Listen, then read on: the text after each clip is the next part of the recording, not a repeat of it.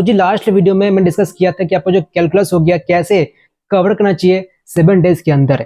इस वीडियो में मैं डिस्कस करूंगी आपका जो कोऑर्डिनेट ज्योमेट्री है, सर्किल, पैराबोला, एलिप्स, हाइपरबोला। तो ये 4 चैप्टर्स है, कैसे आपको कवर करना चाहिए, बेसिकली कैसे रिवाइज करना चाहिए 7 दिनों के अंदर।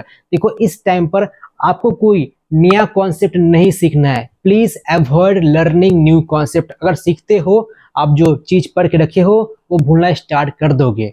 सो आप जो रिवाइज कर रहे हो इस वीक में, लास्ट 7 डेज में कैसे रिवाइज करना चाहिए, तो मैं जो ऑर्डर बता रहा हूँ, जो प्रायोरिटी ऑर्डर जो बता रहा हूँ टॉपिक वाइज, प्लीज उसको फॉलो कीजिए। तो आगे फॉलो करते हो ना, तो आपका काफी सही तरह से चैप्टर कंप्लीट हो जाएगा एंड आप उन सब चीजों पर ज्यादा टाइम दोगे जिसका वेटेज ज्यादा है। तो आप अगर पहले बता दो, जो कैलकुलस का जो वीडियो है वो नहीं देखो तो प्लीज जाइए देखिए, हाईली रिकमेंडेड है, क्योंकि वहां पर मैं काफी डिटेल में डिस्कस किया हूँ। देन देखने के बाद यहाँ पर जंप कीजिए इस वीडियो में, आपका जो कोऑर्डिनेट ज्योमेट्री है, ठीक है, सर्किल, पैराबोला, एलिप्स, हाइपरबोला। और एक बात, कई से स्टूडेंट अभी तक मॉक टेस्ट ज्वाइन नहीं किए। इस लास्ट 7 डेज में अगर मॉक टेस्ट सीरीज ज्वाइन करते हो एंड वो सारे क्वेश्चन प्रैक्टिस करते हो, खास करके जो फुल सिलेबस है, जो पार्शियल टेस्ट है, तो आप सारे एक्सपेक्टेड क्वेश्चंस कर लोगे। डब्ल्यूबीजी में जो इस साल एक्सपेक्टेड क्वेश्चंस आ सकते हैं, जो पूछा जा सकता है, हम लोग की मॉक टेस्ट सीरीज से काफी आपको कॉमन मिल रहे होंगे, कई से कॉन्सेप्ट रिपीट हो रहे होंगे। आप अगर ज्वाइन नहीं किए तो जल्दी ज्वाइन कीजिए, सो दैट आप वो सारे एक्सपेक्टेड क्वेश्चंस प्रैक्टिस कर सकते हो। सो जो पहला चैप्टर है वो है सर्किल, ठीक है। तो सर्किल में ये सारे टॉपिक से मेंशन किया हो जो कि इंपॉर्टेंट है, ठीक है।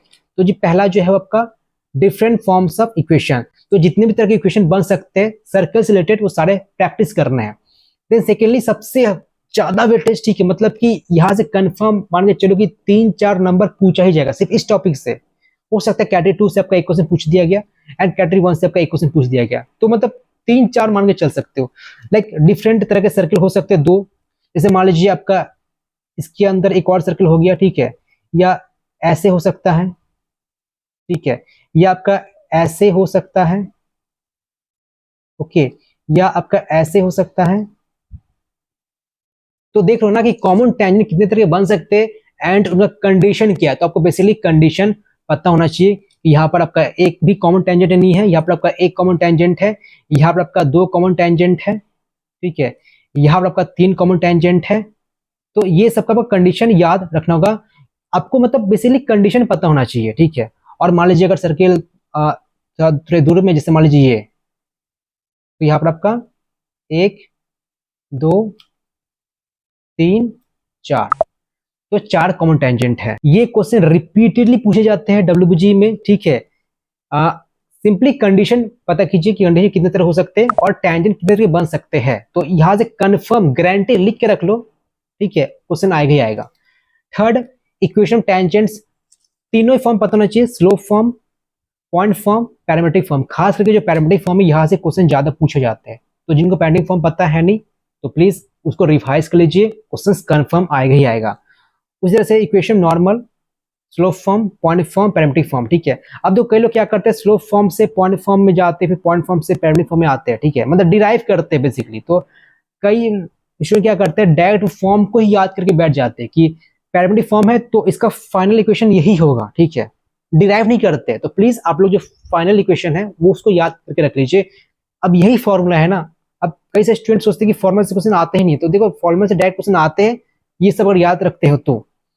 फैमिली सर्किल से पढ़ लीजिएगा, लाइन एंड सर्किल। जैसे मान लीजिए यहाँ पर सर्किल हो गया तो लाइन बाहर है तो डिस्टेंस से निकलने बोला जाएगा, या लाइन मान लीजिए ऐसे है तो डिस्टेंस निकलने बोला जाएगा, या लाइन अगर ऐसे है तो डिस्टेंस वगैरह, या जो भी कुछ क्वेश्चन बन सकते हैं रिलेवेंट, उसको पूछा जाएगा निकालने के लिए। देन पेयर ऑफ टेंजेंट पढ़ लीजिएगा, angle of intersection of two circles, ये काफी इजी है, chord of contact and director circle.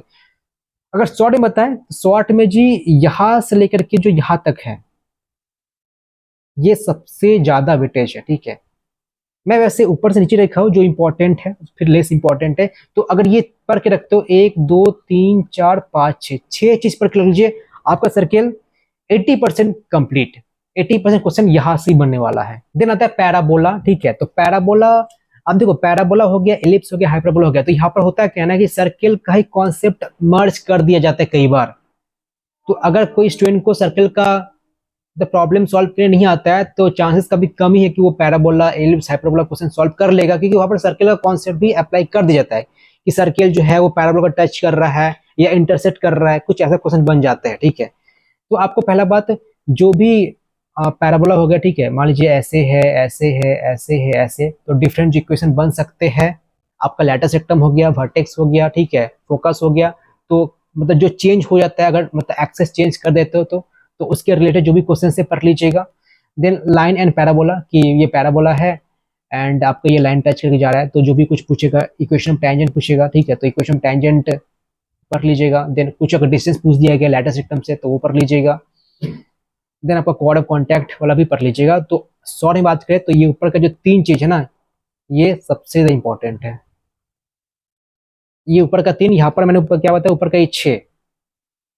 समय है तो ये भी रिवाइज कर लीजिएगा। अब जो स्टूडेंट जो पहले से पढ़ के नहीं रखे हैं उनके लिए मैं बता रहा हूँ कि आप चाहो तो ये तो स्किप कर सकते हो, लेकिन आप अगर थोड़ा सा पढ़ के रखे हो ना तो प्लीज ये भी रिवाइज कर लीजिएगा। ठीक है, देन एलिप्स का वही different forms of equation ellipse पढ़ लीजिएगा, जो 2 फॉर्म हो सकते हैं।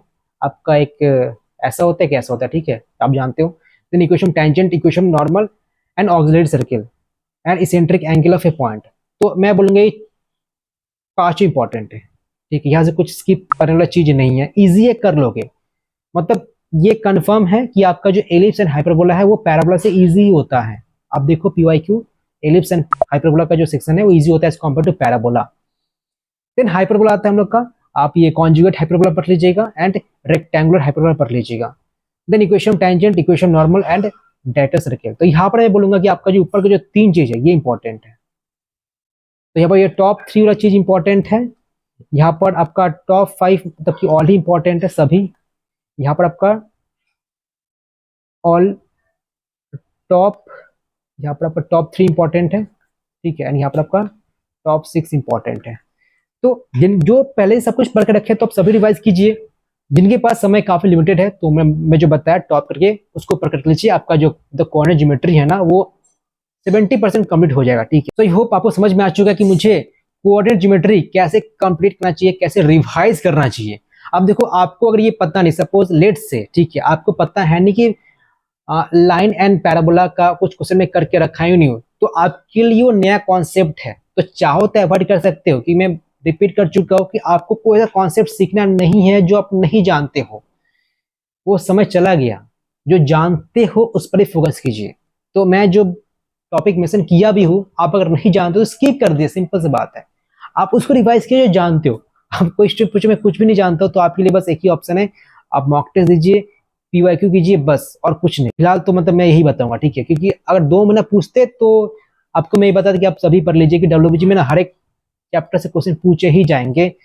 50 नंबर तो आपका कैटेगरी 1 से ही आता है, मतलब 50 क्वेश्चन, 50 डिफरेंट तरह के क्वेश्चन, तो चांसेस कंफर्म है कि आपका हर एक चैप्टर से क्वेश्चन पूछा ही जाएगा। सो जी ये रहा कोऑर्डिनेट ज्योमेट्री। ठीक है, तो अभी तक मैंने कैलकुलस कवर कर दिया है एंड कोऑर्डिनेट कवर कर दिया है। अपकमिंग डेज में मैं अलजेब्रा भी कवर कर दूंगा। तो जो स्टूडेंट पहली बार चैनल पर आया तो मेक श्योर ये चैनल सब्सक्राइब करना है, क्योंकि ये चैनल आपको एडमिशन तक, जब तक आपका डब्ल्यूबीजी में एडमिशन नहीं हो जाता, डिसेंट्रलाइज्ड काउंसलिंग तक हम लोग आपको हेल्प कर रहे होंगे। तो जो स्टूडेंट पहली बार चैनल पर आया तो मेक श्योर सब्सक्राइब करना है एंड आपको जितने भी सर्किल है शेयर करना है।